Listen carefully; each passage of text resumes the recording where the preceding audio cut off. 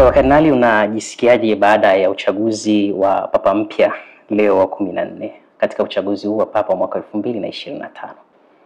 Asante Eriki, kwanza kwa kufika hapa ili tuweze kuongea machache ya kuhusiana na yaliyojiri huko Roma. Ndio. Tangu baada ya kifo cha Papa Francisco, alafu baada tulivyoingia kwenye hiyo shughuli ambayo ilikuwa mbele yetu ya kumchagua Papa mpya.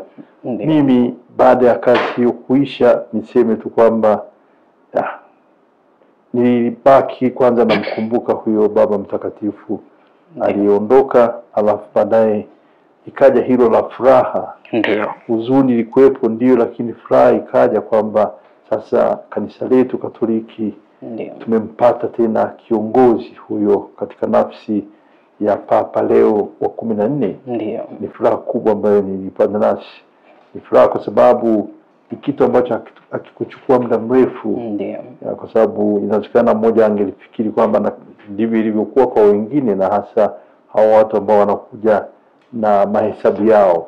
Ndio. Wakaanza kusema mengi tulikuwa tunayasikia hata sisi, na kabla hatujaanza kazi yenyewe hiyo. Kumbe ilipotokea kwamba basi amepatikana Papa kwa muda mfupi, kwangu mimi binafsi ilikuwa ni furaha kubwa, na kwa vyote nilikuwa najua na kuna kazi huku nyumbani. Ndio. Na ndio tumalize alafu nirudi kwa ajili ya hicho ambacho naona nyinyi kimewaleta sasa, cha kuja kumweka wakfu huyo askofu msaidizi wetu Josephat Bududu.